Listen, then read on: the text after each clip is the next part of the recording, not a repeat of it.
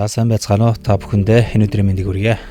Тэгэхээр энэ удаа та бүхэндээ Photoshop програм дээр зурган файл оруулах болон зурган файлыг хадгалах, мөн тухайн зурган файлын ерөнхий мэдээллийг харах буюу зурган файлын хэмжээг өөрчлөхийг аргыг зааж өгнө. Зурган файлыг оруулахын тулд бид хоёр аргаар оруулж ирж болно. Photoshop програмаа нээгээд хамгийн ихний нүүрэн дээр байх Open гэсэн товчлуур дээр дарахлаар ийм цонх гарч ирнэ. Эндээс та бүхэн оруулж ирэх байгаа зургаа идэвхжүүлээд Open гээд оруулж ирж болно. Эсвэл Files-ны Open гээд keyboard-ноос Ctrl+O товчны хослолыг дарснаар тухайн зурган файлаа оруулж ирж болно.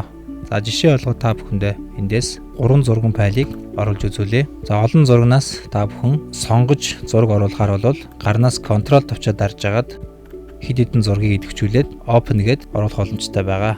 За ингээд Photoshop програм дээр маань 3 зураг ингээ ороод ирсэн байгаа та бүхэн анзаарч байна. Энэ дээр харагдаж байна. За энэ зургийн ерөнхий мэдээллийг авахын тулд та бүхэн Files-ны File Info гэсэн хэсгээр дараад ерөнхий зургийн маань нэр нь энэ гарч ирж байна. За автор нь буюу эзэмсэгч нь fix.org гэсэн сайтн дээр байсан зургийг татаж авсан байгаа. За тэгээд тайлбар дээр энэ чөлөөтэй үнэгүй зураг татаж ашиглаж болно. За зургийн хэмжээ, файлынх нь size буюу файлынх нь эзлэх хэмжээ нь нэртэйгээ ингээд ерөнхий тайлбар дээр байж байгаа. Copyright гэсэн энэ хэсгийг бас анзаарч авах хэрэгтэй. Энэ дэр тухайн зураг маань хэрвээ цогч ирэхээр хамгаалагдсан бол copyright эрэхтэй энэ тайлбар байж байгаа. За энэ бол CC0 лицензээр лицензлэгдсэн. Үнэгүй ашиглах боломжтой зураг байна. Camera data гэдэг нь оронгууд ямар камераар тухайн энэ зургийг маань авсан гэхлээр Nikon D90 гэдэг камераар авсан байх нь байна. Камерны линзний хувьд 18-аас 55 мм-ийн линзээр тухайн зургийг авсан байх нэ. За зургийн ерөнхий мэдээллийг бол ингэж File Info гэсэн хэсгээс авч болно. Дараагийн хэсгээр бол та бүхэн тухайн зургийн хэмжээг та бүхэн Image-ны Image Size гэсэн хэсгээр дараад харах боломжтой. За энэ зургийн Image Size буюу энэ 312 МБ гэдэг нь энэ зургийн тухайн хаардан дээр эзлэх багтаамжийг нь илэрхийлж байгаа. За энэ зургийн ерөнхий харьцаа нь бол 1280 пикселийг харьцах нь 853 пиксел хэмжээтэй байна. За энэ дэр бол пиксел, инч, сантиметр, миллиметр, point гэсэн хэмжих нэгжүүд байгаа. Эндээс та бүхэн сантиметр гэдэг нь идэвхжүүлээд харах юм бол энэ зургийн бидний мэддэг сантиметрээр бол 10.84 см-ийн өргөнтэй, өндөр нь 722 см-ийн өндөртэй ийм зураг байна. За resolution гэдэг нь бол тухайн зургийн маань нягтрал 300 пиксел нягтралтай байна.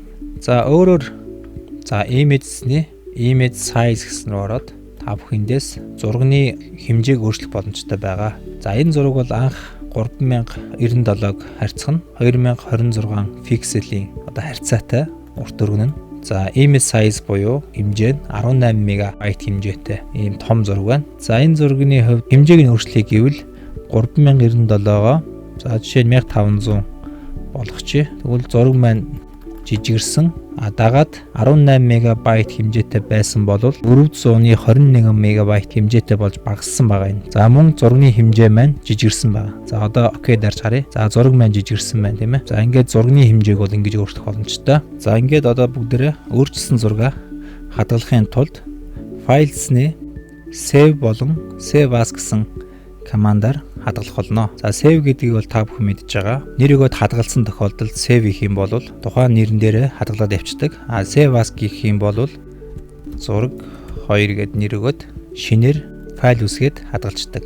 Video Options гэсэн цонх гарч ирнэ. Энэ цонхон дээр бол тухайн зургийн чанарыг их байлгах уу бага байлгах уу гэдгийг эндээс сонгоно. За maximum буюу хамгийн их дээр нь тавиад OK дараад хадгалчихж байгаа. За одоо зургийг харцгаа хэлүүлээ.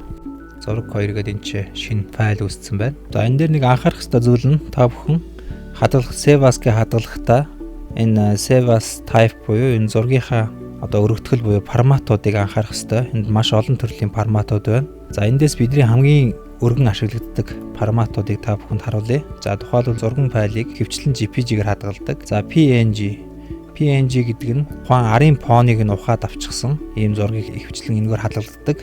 За GIF гэсэн өргөтгөлтэй файл бол хөдөлгөөнт анимашнтэй зураг байдаг. Тип өргөтгөлөөр хадгалсан зургийн файл маань 2020 Photoshop дээр хийсэн зургийн файл маань CC 2015 Photoshop дээр асуудалгүй уншина гэсэн. PSD формат нь Photoshop програмын үндсэн формат нь Өөрөлдвөл та бүхэн зураг засварлаж байгаад PSD өргөтгөлөөр нь хадгалах юм бол дараа нь түүнийг нээгээд үргэлжлүүлэн засах боломжтой гэсэн үг.